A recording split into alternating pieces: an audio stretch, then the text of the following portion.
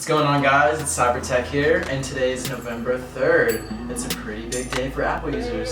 So in today's video, we're going to be unboxing the iPhone X.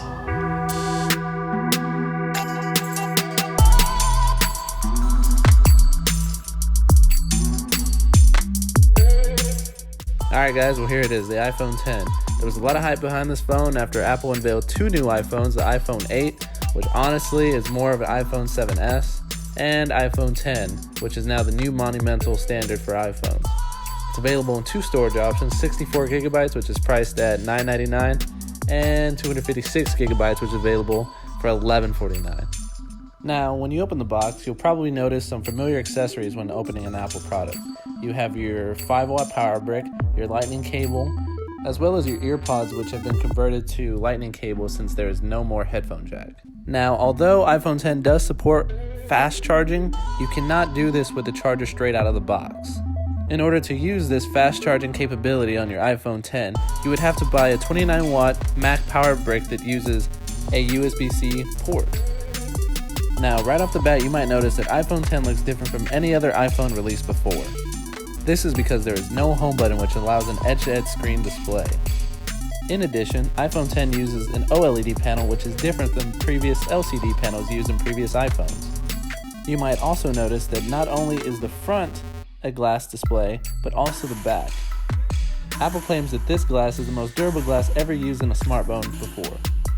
However, the biggest benefit to using glass on the front and the back is to enable Qi wireless charging, which Samsung users are probably pretty familiar with at this point. Now, when you power on your iPhone X, it's going to look similar to powering on any other new Apple product.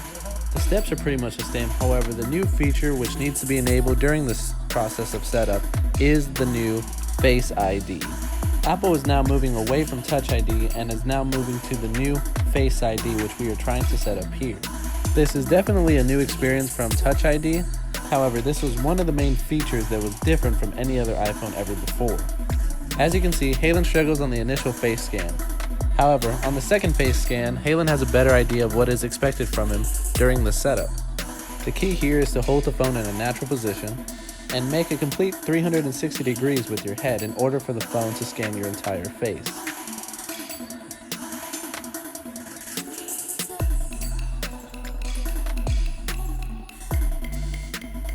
Now, Face ID not only works in great, bright lighting, but also works in the dark. Also on the iPhone X, you can do Animojis now. If you're a Samsung user, you're probably going to think this is a piece of... what? As for the rear-facing camera, Apple is still using the 12-megapixel camera. However, there are still some notable differences from previous iPhone rear-viewing cameras. This would include that beta portrait lighting we used before in the TrueDepth Camera. In addition, iPhone X can now record 4K in up to 60 frames per second. iPhone 7 was only able to record up to 30 frames per second. iPhone X's slow-mo feature can record 1080p in up to 240 frames per second, where iPhone 7 maxed out at 120. Now, this is true for both iPhone X and iPhone 8. However, the new great feature includes augmented reality. Now, you can see me attempting to try to shoot some hoops in Tristan's hallway. This app is AR Basketball, found on the Apple App Store. There are a number of apps available for augmented reality or AR in the Apple App Store. Now, one of the biggest things Apple bragged about during the most recent Apple event was the fact that their new iPhone X and iPhone 8 would now have the new A11 chip. This new A11 chip is supposed to be the fastest chip available on the market for smartphones. Here we tested side by side with my previous iPhone 7 Plus. In order to make a fair processing test, we closed all apps and put both phones on airplane mode. Both iPhone X and iPhone 7 Plus have 3 gigabytes of RAM. Here we test the iPhone X side by side with Tristan's iPhone 7, which only has 2 gigabytes of RAM. Both times, iPhone X clearly wipes out its competitor as far as power-up speed.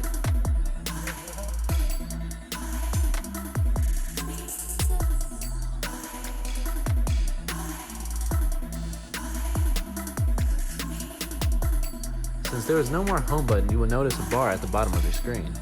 Here you will swipe up, and each time it will send you home. If you're attempting to multitask, which usually you would do by double tapping the home button, you now swipe halfway up, hold it there for a second, and you are now in multitasking mode.